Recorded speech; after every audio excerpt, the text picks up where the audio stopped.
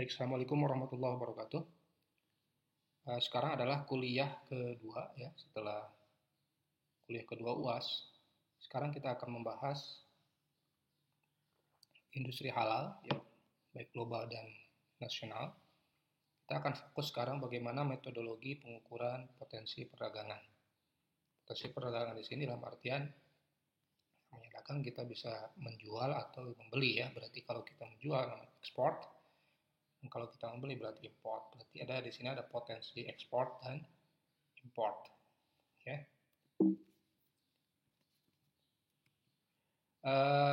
Ini ada satu statement dari Ibu Arancha Gonzalez ya. Ini adalah direktur dari International Trade Center. Beliau mengemukakan bahwa umat Muslim adalah segmen konsumen yang paling cepat pertumbuhannya di dunia. Ya, ini dapat kita pahami karena pertumbuhan penduduk umat Muslim ini ya growth rate-nya itu relatif lebih tinggi daripada umat yang lain. Dan juga hal yang kedua di samping pertumbuhan penduduk adalah terkait peningkatan daya beli, ya, peningkatan daya beli secara individual maupun secara bangsa atau negara gitu ya, bahwa negara-negara Muslim sekarang sudah mulai lewat atau trap dari negara miskin menjadi negara kelas menengah, bahkan sudah mencapai negara kaya. Yang ketiga adalah terkait awareness ya, awareness terhadap kehalalan suatu produk. Ya, ini meningkat juga. Sehingga menurut beliau bahwa satu perusahaan yang tidak mempertimbangkan bagaimana melayani kebutuhan dari umat Muslim ini, maka mereka akan kehilangan kesempatan yang signifikan, ya, baik di level top atau bawah ya dari pertumbuhan mereka, ya, sehingga awareness terhadap kehalalan suatu produk ini, sebagaimana kita bahas di kuliah sebelumnya, ini juga dari sisi suppliers ya, dari sisi suppliers juga, bukan hanya dari sisi demand-nya. Oke, ini data populasi dunia ya yang beragama Islam. Ternyata di Afrika, di Asia ya, itu mostly ya Muslim ya. Di Afrika ada 47 ya 0,8%, di West Asia ini itu berarti Timur Tengah ya, apalagi 88%. Southeast Asia itu 40% ya, 37. South Central Asia 37,8%. Nah ini kalau dilihat ini tuh sebenarnya negara-negara yang growing ya, yang sedang meningkat perekonomiannya, ya, terutama di Asia dan Afrika.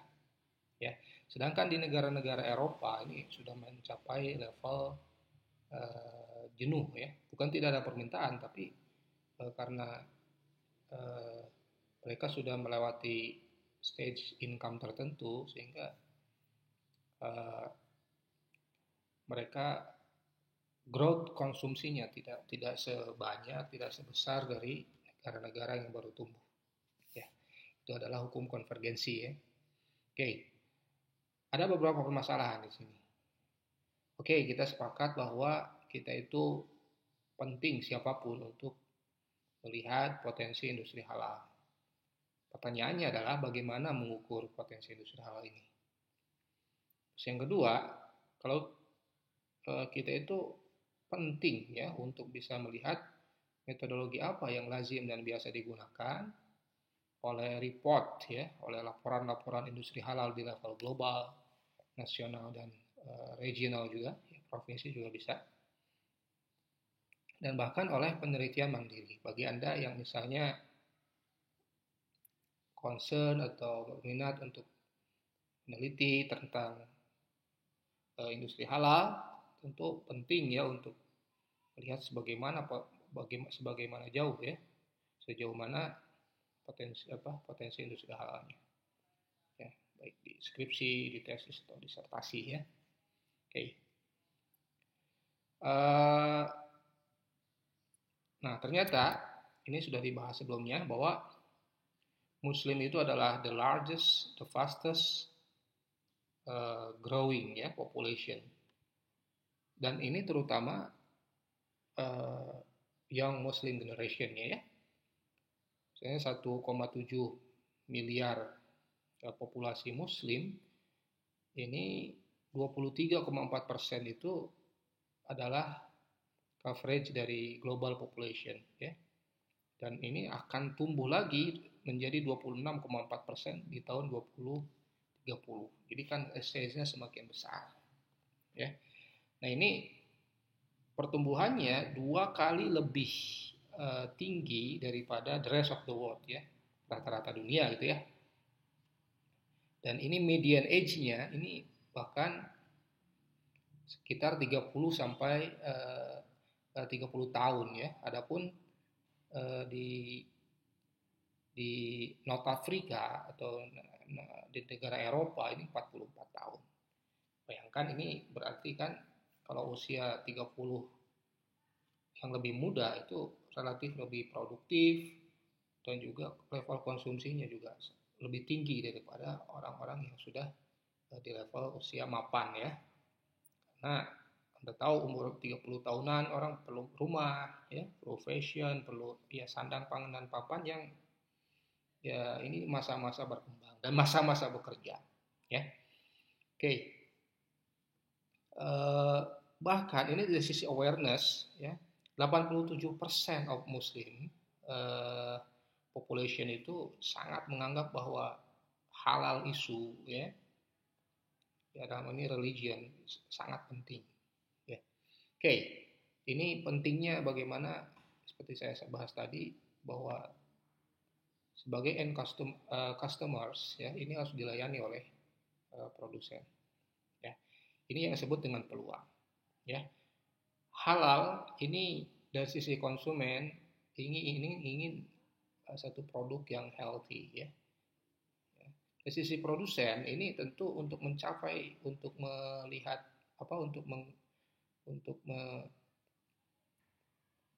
untuk bisa memenuhi keinginan konsumen ini tentu saja ini adalah business opportunity ya. Ini baik Muslim dan non Muslim ya. Ini penting ya bagi produsen. Di samping ini sebagai opportunity, ini juga bisa dianggap sebagai extended services ya, service yang lebih ya. Ada kita memberikan service yang excellence ya. Nah, kita tahu misalnya di mall-mall bagi Anda yang Muslim dan itu lebih convenient bila misalnya fasilitas musholahnya lebih luas ya, atau di sana sudah jelas bahwa di sana sudah mengcover produk-produk halal yang tidak diragukan lagi. Nah, bagi produsen ini juga adalah terkait branding ya. Jadi reputasi satu merek atau brand itu penting ya, ini halal ya. Di samping quality.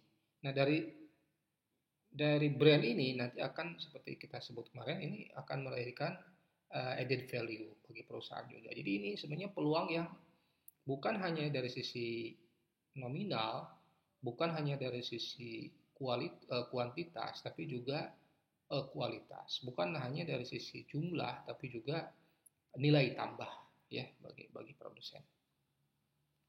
Oke, nah bagaimana cara mengukur ekonomi halal? Ya, Anda tahu kita harus membedakan apa itu ekonomi. Ekonomi itu kan sebenarnya pertemuan antara supply dan demand ya. Ada yang memfasilitasi menyediakan suatu produk, ya, barang atau jasa gitu ya. Ada juga yang meminta dari sisi produknya. Ada trade di sana. Nah, masalahnya apakah data outstanding yang ada di pasar ini menunjukkan supply atau demand? Maksudnya gini, kalau Anda tahu itu rilis misalnya data kredit perbankan atau pembiayaan perbankan yang outstanding itu ya. Ini sebenarnya supply for credit dari lembaga keuangan atau ini demand for credit. Kita tidak tahu. Ya. Atau misalnya tingkat hunian atau syariah. Kita ada data misalnya dari lembaga ya apa asosiasi hotel. Ini ada tingkat hunian. Misalnya dari kapasitas se 500.000 kamar misalnya ya, 500.000 kamar terhuni misalnya 400.000. Mana yang disebut supply, mana yang disebut demand? Ya, dapat kita duga kapasitas kamar adalah supply. Ya, 400.000 adalah demand-nya. Tetapi misalnya, kalau misalnya supply-nya 500 dan itu terisi penuh 500 setiap kala misalnya. Nah, ini kita tidak tahu apakah 500 itu adalah data supply atau data demand. Karena bisa jadi karena ini penuh bisa jadi ada excess demand sehingga tingkat hunian hotel non muslim ini misalnya yang konsen ke hotel syariah ini akhirnya mau tidak mau menginap di hotel yang non syariah comply gitu ya. Nah, secara ekonomi ini kan bisa diduga sebenarnya. Kita tahu fungsi supply ada fungsi demand ya. Fungsi supply ada fungsinya. Misalnya fungsi supply ini kan ada harga barang tersebut, harga barang yang lain, ada income juga ada. Fungsi demand juga ada harga barang tersebut, harga barang lain. Nah, ini kalau kita estimasi ini pasti kalau dalam ekonometrika ya ada fitted value-nya. Ya, di sini juga ada fitted value-nya. Nah, fitted value ini yang digabungkan, yang dikomparasikan antara supply dengan demand. Sorry, ini D ya. Saya salah ketik di sini. Oke. Nah, gap sebagaimana kita tahu dalam makro atau mikro ya, kalau terjadi excess demand berarti ini ada potensi ya untuk bisa dari sisi supplier memprovide. Nah, kira-kira dapat kita juga industri halal itu seperti apa? Ya, apakah excess demand atau excess supply? Kalau excess supply sih rasanya tidak ya, tapi kalau excess demand mungkin ya. Tapi coba ini perlu kita uji, perlu kita hitung ya dari ekonometrika atau melalui interview dan seterusnya. Ya, jadi cukup challenging nih untuk mengestimasi potensi industri halal ya. Kita harus tahu dulu komponen apa yang masuk fungsi supply, ada komponen apa yang masuk fungsi demand ya. Oke. Nah, ini dalam satu report ya. Kita juga harus penting ya untuk bisa mendefine apa industri halal itu. Dalam satu misalnya Anda sebagai pemegang otoritas perindustrian gitu ya. Kita itu harus mendefinisikan sebenarnya apa sih yang disebut industri halal itu. Nah, misalnya Thomson Reuters ya. Thomson Reuters di tahun 2014 dalam State of the Global Islamic Economy ya mendefinisikan bahwa halal ekonomi adalah apapun yang mengcover sektor-sektor yang core produknya dan servisnya ya ini affected atau dipengaruhi oleh Islamic law ya juga oleh consumer lifestyle-nya dan juga oleh bisnis practices-nya sehingga sebenarnya kita tidak ya harus memilah dulu apa yang disebut halal sektor dan mana yang non halal sektor gitu ya. Ya misalnya halal food, ya, Islamic finance, halal products, ya, fashion, Muslim friendly travel, ya, recreation, bahkan media dan recreation. Dan dari report sektoral itu kita perlu pilah-pilah, ya, mana yang masuk kategori halal dan mana yang yang sudah sepertinya tidak bisa dikategorikan halal gitu ya, atau biasanya memancing madarat atau mengandung unsur-unsur yang di kuliah kemarin supply chain ini tidak bisa kita kategorikan sebagai halal, ya. Nah, kalau yang gray area misalnya di food, ya kita harus certified ini, ya. Oke, kira-kira seperti itu ya. Kita harus memilah dulu sektornya. Ya, ini dalam satu report bagaimana mereka mendefine halal itu. Ya, ini ada sektor food, finance, clothing, ya. Di sini Muslim fashion di sini ya. Tourism, ada media, pharmaceuticals, ya, cosmetics. Nah, inilah yang disebut dengan core sectors dari industri halal, ya. Ya, ini secara struktural ini dipengaruhi oleh Islamic values, ya. Food ada tentu masalah kemarin, ya, apakah mengandung babi atau produk turunan babi. Finance juga ada unsur yang riba, yang non ribawi. Clothing juga sama, ya, karena kita tahu misalnya pohon rantai pasok babi juga bisa memprovide bulu-bulu atau bahkan dari lemak atau dari bukan gelatin ya, kalau ini mungkin dari tulang dan seterusnya, ya. Tourism juga, ya. Media recreation, pharmaceuticals juga, ya, sama dengan food itu mirip-mirip, dan kosmetik juga. Nah, inilah yang akan mempengaruhi kehalalan dari suatu produknya. Apakah ini didefine sebagai industri halal, dan kalau misalnya gray area kita harus define, ya, harus define dan harus certified, ya, harus certified ini kategori sebagai halal atau tidak. Oke. Nah,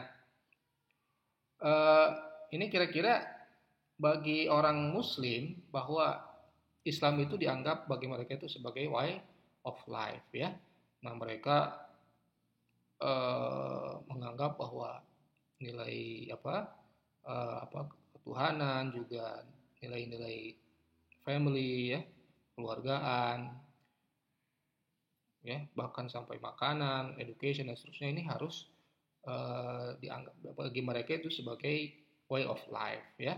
Nah, ini tentu saja pandangan-pandangan Muslim ini akan menyentuh banyak sektor, ya, yang tadi sebut food and services, ya, dari makanan sampai non makanan sampai infrastruktur, ya. Nah, ada unsur yang lain yaitu unsur yang universal, ya. Bahkan ini unsur yang sifatnya charity juga, ya. Ada altruism di sini, ya. Kalau Anda belajar makro kan ya ada unsur misalnya apakah ada zakatnya gitu, ya, apakah sudah dizakati, ada unsur-unsur yang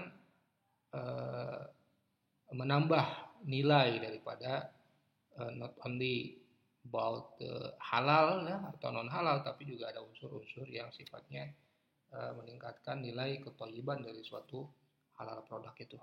Nah, di report Indonesia Halal Economy and Strategy ini ada reportnya, ya, saya lampirkan ini, dan saya juga masuk ke timnya ini bersama Dinar Standar dan Indonesia Halal Life Center. Kita kategorikan halal sektor ini, di samping dari produk-produknya itu juga kita melakukan riset sekunder, ya. Kita mengambil data-data dari report-report, ya. Jadi kalau Anda misalnya tertarik untuk mempelajari halal industri ini, coba dicek misalnya di Business Monitor Internasional, ya. Di Indonesia ini BPS gitu, ya. Di BPS, ITJ Trade Map, ya, berarti National Trade Center, ya, yang tadi saya sebut direkturnya. Juga research center yang lain, World Bank-nya, Comsec-nya, ya, Euromonitor, Ken, dan seterusnya. Ini bahkan negara-negara OECD ini mengeluarkan reportnya. Jadi yang kita lakukan itu bukan kita lakukan sendiri ya, tetapi dari report-report yang ada kita define, kita kita melakukan assessment mana yang bisa categorize, consider sebagai halal dan tidak, sehingga kita akan terlihat itu ya mana whatever the data, apakah itu supply atau demand terkait industri halal ya. Nah kira-kira ini bagi Anda yang tertarik nih silakan nih, ini yang Bapak ini Thomson Reuters yang akan kita bahas sekarang misalnya ya. Oke. Data primernya ya silakan kita bisa melakukan survei dan kita tanyakan ya, ini kasus di sini kita melakukan interview kepada baik itu regulatornya ini BPJPH ya maupun kepada industrinya ya ini atau ke pelaku tiap-tiap sektor ya, di clothing, di cosmetics ya, di finance ya, juga di sektor-sektor yang lain yang sudah kita consider ini bisa sangat terintervensi oleh Islamic value-nya. Oke. Nah ini salah satu contoh reportnya ya dari Dinar Standard atau Thomson Reuters ini bagus Indonesia Halal Life Sector. Ya, terlihat bahwa kita bisa estimate dari 57 negara OKI ya. Terlihat bahwa terdapat sekitar 17 triliun ya GDP-nya. Nah, mereka ini meningkat sekitar 4,19% ya annual growth-nya. Ini tentu lebih tinggi daripada growth rest of the world ya, rata-rata dunia itu hanya 3,6%. Bahkan di negara-negara tertentu seperti Indonesia ya sebelum terjadi pandemik sekarang itu sekitar 5%, itu lebih tinggi lagi ya, lebih tinggi lagi. Nah ini artinya bahwa negara-negara muslim ini adalah fast growing atau faster growing economy ya dibandingkan dengan rest of the world ya, rata-rata dunia. Bahkan ini ada yang emerging market, bahkan ada frontier market ya, ada frontier market. Emerging market adalah negara yang mulai tumbuh ya, di Indonesia masuk ke sana ya, Turki juga masuk, Saudi Arabia. Ya ini frontier market ini bisa dari sisi supply atau demand ya. Kita tahu Bangladesh misalnya frontier itu kuat dari sisi supplier daripada fashion ya. Kazakhstan ini kuat dari energi yang nanti ada turunannya menjadi halal cosmetics ya dan juga farmastika dan seterusnya gitu ya. Oke. Ini potensi negara-negara muslim ya di dunia. Ya. Dan halal ini ternyata sangat relevan, sangat erat dengan sektor real ya. Food, finance, clothing, tourism, media recreation, pharmaceutical, cosmetics. Ini rata-rata ini sektor real ya kecuali finance ya, ini semuanya real ya. Nah ini menyangkut income creation ya, peningkatan income creation penyerapan income dan juga job creation ya. Kita tahu food di sini, clothing, tourism ini sangat banyak menyerap tenaga kerja. Jadi bayangkan kalau misalnya ada spending 1,9 triliun ya, dan ada Islamic finance 2 triliun US dollars, ini akan diserap oleh sektor real. Jadi bagi Anda misalnya yang concern secara makro ya, ini untuk meningkatkan income, meningkatkan perekonomian adalah bagaimana kita bisa men-create ya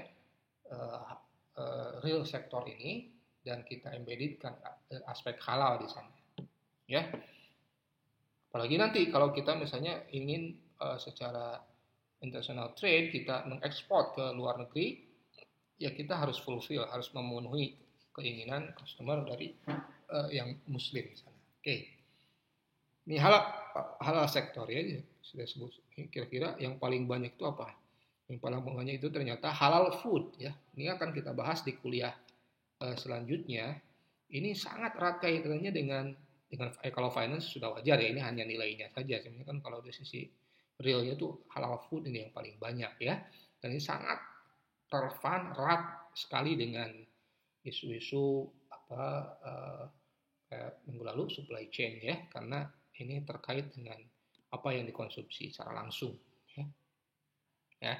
Yang kedua ya food finance ini, yang kedua adalah sini fashion ya, dan juga media recreation ya, dan juga traveling. Ya, education sudah mulai ya, sekarang sudah banyak misalnya sekolah-sekolah Islam, dan sudah banyak juga yang art and culture juga ya, TV ya, television misalnya ya, sudah mulai TV yang memfilter tayangan-tayangan yang tidak benarkan secara syariat. Oke. Nah, ini menurut Global Islamic Economy Indicator dari semua negara OKI itu ya, ini disebut top 10 Global Islamic Economy Indicator Score ya. Ini tahun 2015 ya. Ini Malaysia masih tertinggi, Indonesia 10. Tapi sekarang stage terakhir Indonesia sudah nomor 2 atau 3 gitu ya, meningkat. Nah, ini wajar karena dari sisi penduduk ya, dan juga size of economy itu lebih tinggi. Malaysia sekitar 20 sekian juta penduduknya, kita 210 kali lipatnya ya. Ya. Kenapa Malaysia bisa nomor 1? Ya seperti kita bahas kemarin, mereka bisa meng-create value added. Dari mana? Misalnya halal hub ya, dan seterusnya. Artinya kalau kita bisa substitusi ini, maka substitusi ekspor ya, ekspor promotion atau substitusi impor bisa kita raih ya. Ini sangat penting sekali ya bagi perekonomian kita. Jadi kalau pemerintah sebenarnya concern ke halal isu ini, kita certified dengan fulfillment internasional terutama negara OKI, maka promosi ekspor kita akan bisa kita create ya, sehingga kita bisa ekspor kepada di luar negeri, sehingga kita bisa ke negara-negara OKI, kita gantikan misalnya poultry Brazil ya, juga kita gantikan produk-produk olahan makanan dan minuman ya, yang tadinya hanya bisa di-provide oleh Malaysia, sekarang kita create produknya, kita buat industrinya kita bisa ekspor ke luar negeri ya. Ya kita masih baru Indofood dan kawan-kawan ya, tapi ke depan kita bisa lebih ratakan ini ke hal-hal yang hal-hal sektor yang lain ya. Oke. Nah ini yang sudah kita sebutkan tadi. Nah ini untuk kasus food misalnya ya, dari 1.173 miliar ini ternyata food ya. Nah ini halal ekonomi ya, ini negara OKI ini lebih besar dari perekonomian Cina ya, yang 854.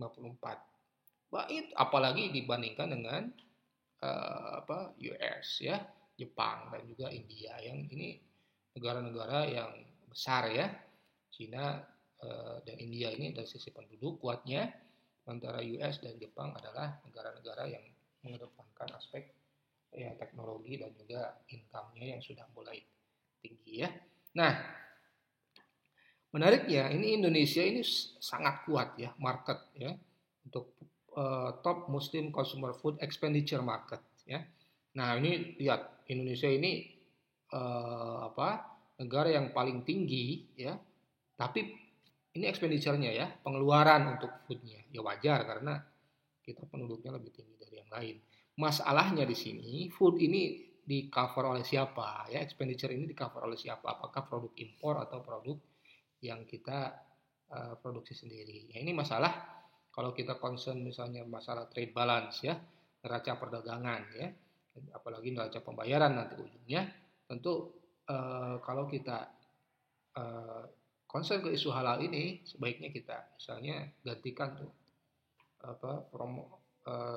impor-impor produk halal dari luar negeri sehingga kita bisa produksi sendiri, oke ya. Jadi ini isunya adalah bukan hanya isu perdagangan, tapi juga isu industrial ya. Bukan hanya isu di mana kita peroleh produk ini, tapi apakah kita bisa memprovide suatu produk tersebut untuk kebutuhan domestik dan juga untuk kebutuhan negara-negara ya oki lah misalnya ya, negara-negara Muslim di dunia. Oke. Nah ini juga ini terkait millennial customer ya. Nah kalau kita misalnya buat hashtag ya di survei di Twitter ya, halal itu banyak sekali isu-isunya ya. Kita pakai dash ini dan seterusnya, hijab ini sangat banyak di mention ya oleh milenial ya, generasi milenial ya, sehingga ini memang menunjukkan adanya awareness yang lebih tinggi ya sekarang ya. Anda bayangkan dulu misalnya ketika zaman tahun 80-an orang yang pakai kerudung di SMA itu ini tidak ada ya, pakai jilbab. Sekarang sudah mungkin 80 atau 90% menggunakan, ya berarti itu kan ada awareness yang lebih ya. Oke. Dan ini bagaimana kita tahu di sosial media Indonesia itu biasanya jadi rajanya ya, menanglah untuk level-level untuk urusan medsos ya. Oke. Nah juga ke business leaders ya, ke business leaders itu ditanyakan juga apakah misalnya kita tanyakan apakah mereka itu memeringkat sektor mereka ini how do you the purpose of your sector. Kita tanyakan di sini performa sektor yang mereka terjuni itu bagaimana. Ya ternyata ini good ya, sangat baik ya, atau excellent bahkan ya. Ini tidak ada, bahkan ini hanya minimum ya, orang itu sektor-sektor yang terkait industri hal itu sedikit. Ini artinya ada peluang yang besar ya, ada peluang yang besar. Jadi Anda jangan ragu-ragu ya terjun di bisnis halal fashion misalnya atau halal food, karena memang ini even ketika bisnis leader sekalipun ya menganggap bahwa ini adalah peluang yang besar ya, growth-nya juga tinggi ya, sangat besar sekali ya. Makanya Korea gitu ya, atau bahkan Jepang gitu ya, New Zealand, Brazil ini sangat dominan sekali peranannya ya. Korea ingin bahkan, atau Thailand ya, yang notabene bukan negara Muslim, mereka itu ingin menjadi halal kitchen of the world ya, dapur halal dunia ya, walaupun ya mungkin tidak dikonsumsi mereka, tapi at least turis yang datang ke Thailand ini sudah terjamin ini misalnya dagingnya adalah daging halal ya. Atau bahkan bukan hanya konsumsi di Thailand sendiri, tapi juga bagaimana bisa ekspor ke luar gitu ya, sehingga bisa meng-create value added bagi mereka ya. Sedikit sekali yang ini pesimis terkait industri halal ini. Semuanya rata-rata ini hampir setengahnya itu optimis atau sangat optimis ya. Oke. Nah, ini masalahnya adalah competitiveness dari Islamic economies ya. Kita tahu di sini tidak ada ya dari Islamic economies ya. Nah, ini kalau ini jaringannya atau gurita dari consumer goods ya. Ini ada Nestle, Coca-Cola, ini ada merek-mereknya. Ini gurita ya. Ini semuanya itu bukan dari Islamic economy ya, bukan dari negara-negara Muslim gitu ya. Mars ini coklat gitu ya, Unilever juga ini Mendelez ini juga Salah. Ya mungkin produksinya di dalam negeri ya, di misalnya coklat atau emas tuh ya kebunnya di Sulawesi, tapi mereka bisa create value added-nya ya, lari dulu ke Swiss atau ke mana gitu ya, nanti silver queen-nya atau apa coklatnya di reekspor kembali ke negara-negara muslim. Seperti itulah bisnis ya. Jadi kita yang memproduksi yang mentah, orang lain yang atau negara lain yang meng-create value added ya, nilai tambah, sehingga ya wajar kita hanya memperoleh sedikit dari kue ya, dari industri itu ya. Ini Pak Arifudin ya, ini Pak Arifudin Sikoh ini apa direktur dari Dinar Standar nih ya, kolega kita. Oke.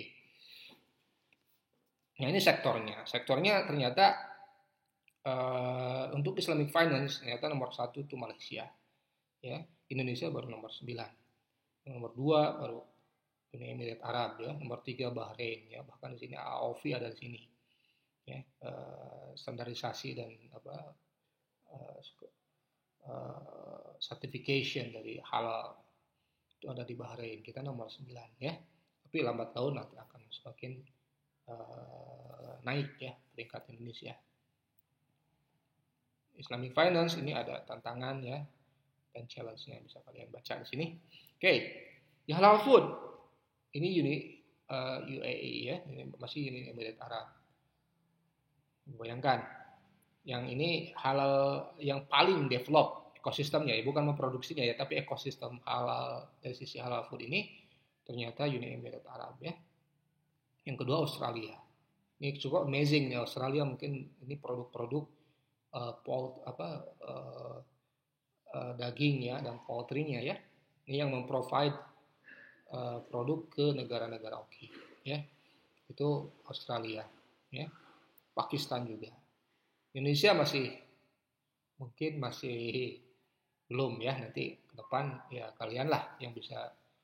Nah ini amazing adalah Brazil yang saya sebut tadi. Brazil ini poultry di sini ya nomor 4. Bayangkan negara yang jauh antara berantah di mana, dan ini notabene bukan negara berpenduduk Muslim, tetapi bisa memprovide ke negara-negara oke ya untuk terutama poultry ini. Oke. Ya, ini cukup amazing ya ada data-data seperti ini. Oke. Ini halal food juga ada tantangan dan juga peluangnya. Bisa kalian lihat ya.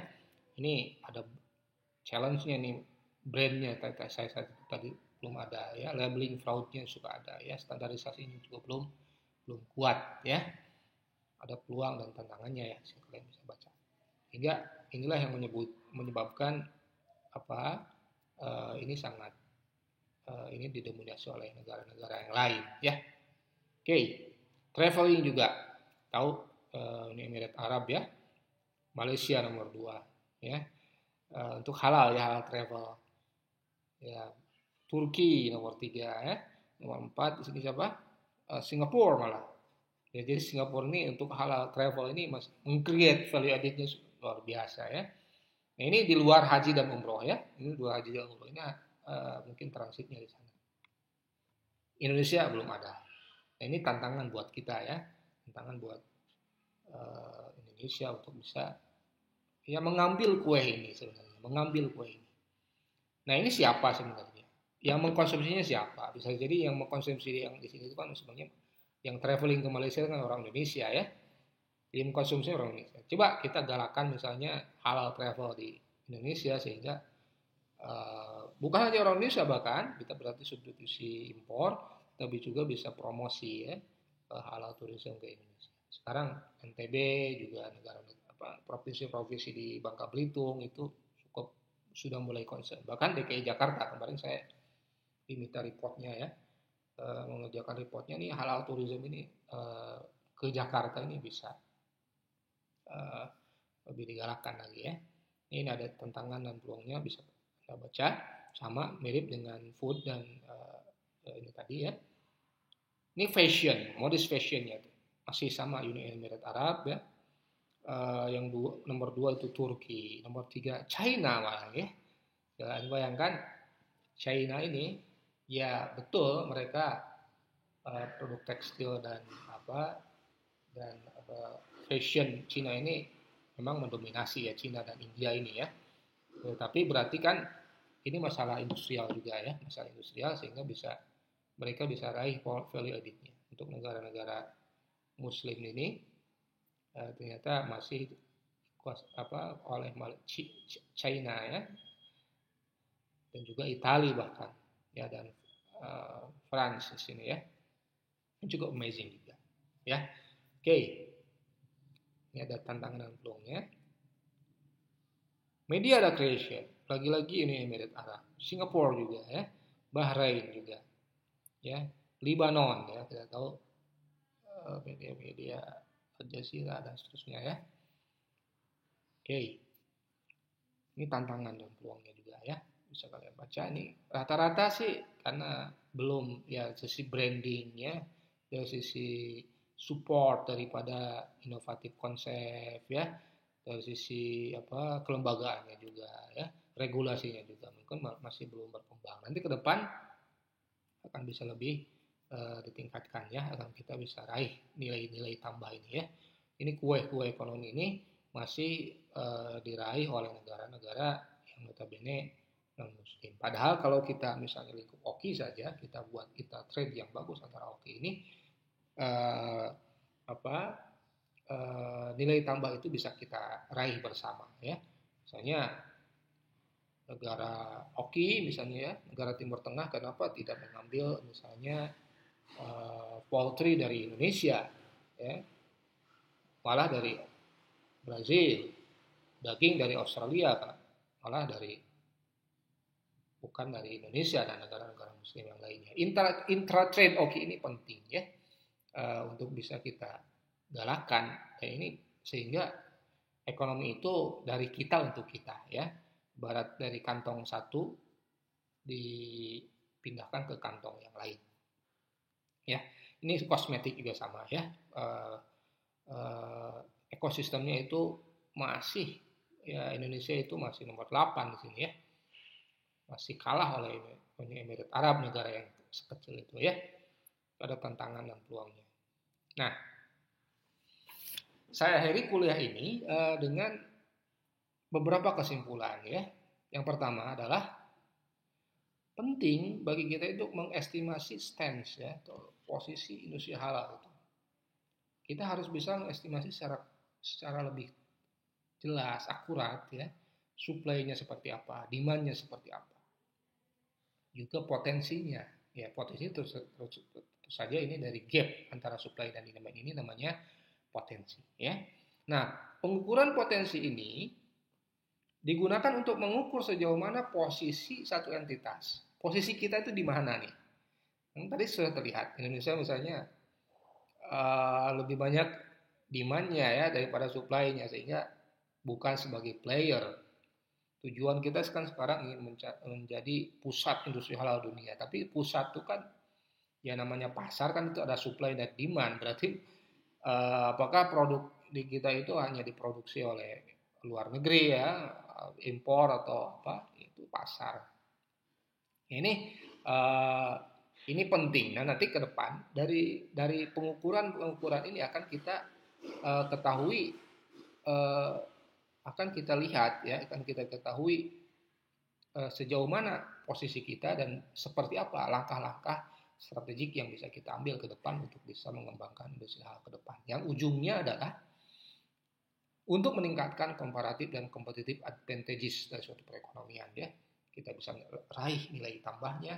Kalau kita bisa raih nilai tambahnya, tentu saja kita akan bisa nilai kue pembangunan ini bisa kita gunakan untuk meningkatkan income, mengurangi kemiskinan dan seterusnya. Nah, ini referensinya. Coba Anda bisa baca ini tahun ini 2016-2017, ada yang lebih baru di sini 2018-2019. Dan ini ya, ini minggu depan Indonesia Halal Economy dan Strategi Roadmap ini akan kita lebih bahas, karena ini peranan terkait. Kemudian saya juga masuk tim ya, yang membuatnya dan mereviewnya ini. akan kita bahas seperti apa posisi Indonesia dan nanti bagaimana langkah-langkah strategik ya, sektor apa yang perlu kita galakan ke depan. Mungkin itu kuliah kita kali ini. Silahkan kalau ada pertanyaan bisa tulis di komentar di YouTube atau di forum diskusi di LMS dan seterusnya. Oke, demikian dari saya. Wabillahi taufiq wal hidayah. Wassalamualaikum warahmatullahi wabarakatuh.